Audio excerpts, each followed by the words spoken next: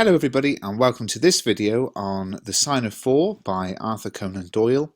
In this video we're going to analyse the character of Sherlock Holmes. Everything you see in this video comes from Mr. Bruff's Guide to the Sign of Four, available for just £3.99 at mrbruff.com or amazon.co.uk. It's an ebook which contains the complete original text and my detailed analysis. So let's have a look at the character of Sherlock Holmes. Now, Holmes is a man of extremes. When we meet him at the beginning of The Sign of Four, he's off duty, that is, not actively on a case. And this Holmes is very different to the one we see when he is in what we might call investigation mode. As I've already stated in previous videos, Sherlock Holmes was a drug user. Sometimes it was cocaine and sometimes it was morphine, which is a derivative of heroin.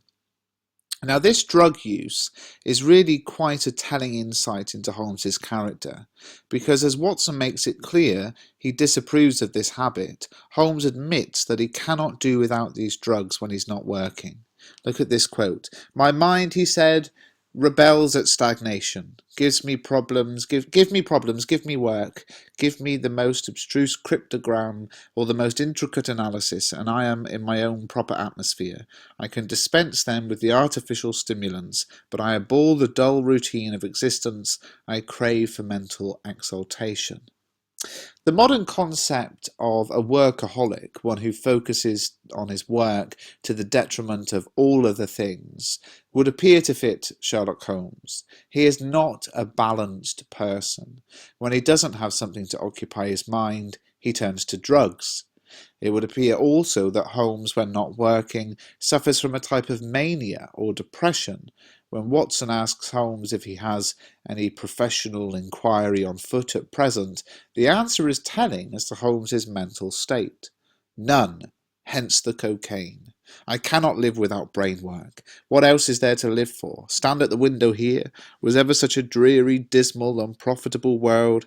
See how the yellow fog swirls down the street and drifts across the dun-coloured houses. What could be more hopelessly prosaic and material? Holmes on the case, and with his faculties stimulated, however, is a different person altogether. When Miss Morstan arrives to ask Holmes for help, he literally rubbed his hands and his eyes glistened. Holmes's interest in the case is further emphasised when he leans forward in his chair with an expression of extraordinary concentration.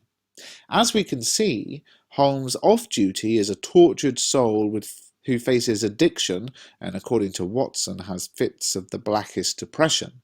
But this contrasts with Holmes when he's on duty, and he's attentive, engaged, and able to exercise his astonishing powers of the mind. The case, or the problem, is the sole focus for Sherlock Holmes. After Mary visits, it's clear that Watson is quite taken by her, describing her as a very attractive woman. Holmes's response to this is very telling in that he didn't notice anything about the woman whatsoever save for the details of her case, and this leads Watson to describe his friend as an automaton, a calculating machine. This, for us, is a very helpful description. Holmes has no interest in anything outside of the case. As we learn from Watson and the pair's housekeeper, Holmes doesn't often leave their home at Baker Street unless on a case. He doesn't recognise the beauty of a young woman, only seeing her as a mere unit, a factor in the problem. Similarly, when engaging with members of the public, regardless of class, his manner is the same. Whatever he can do to further his investigation, he does, without consideration of social norms. He works with the Baker Street irregulars, referred to in a derogatory way as street Arabs. He engages in deception by wearing disguises. He doesn't pay any attention whatsoever to the police or their wishes, and even Watson sometimes falls foul to his singular mind. When Watson asks if Holmes has read a write-up of a previous case, Holmes says, "I glanced over it. Honestly, I cannot congratulate you upon it. Detection is, or ought to be, an exact science and should be treated in the same cold and unemotional manner." Now, this sort of rebuke is commonplace throughout the Sherlock Holmes stories and furthers the impression we get of a character almost devoid of human emotion and social considerations, but who redeems himself and our impression of him through his astonishing feats of deduction and detection. There is also an interesting conflict or contrast between two particular sides of Sherlock Holmes. Conan Doyle presents Holmes as a character who craves the thrill of the investigation, testing himself against the seemingly impossible, but has no interest or time for the fame and publicity which go with displaying these astonishing skills. Holmes himself says that it is the data and pronouncing a specialist's opinion on a case and not the credit which motivates him. My name figures in no newspaper, he says. He does it simply for the work itself, which is his highest reward. Now, this is very noble, but Conan Doyle may well be hinting at a mischievous side to his hero. Watson notes that a small vanity underlay my companion's quiet and didactic manner. Holmes often takes pains to downplay his achievements, telling Miss Morstan that his service to Mrs. Forrester, the woman who recommended him to Mary, was slight, and the case was a very simple one. He often tells Watson that what at first appears to be an incredible feat of deduction is actually very simple. He is being playful here by suggesting his talents and methods are simple. He's reinforcing his position as someone of supreme intelligence and ability, a vanity in itself. It's clear that Holmes is a conflicted character who comes alive when there's an investigation to be carried out.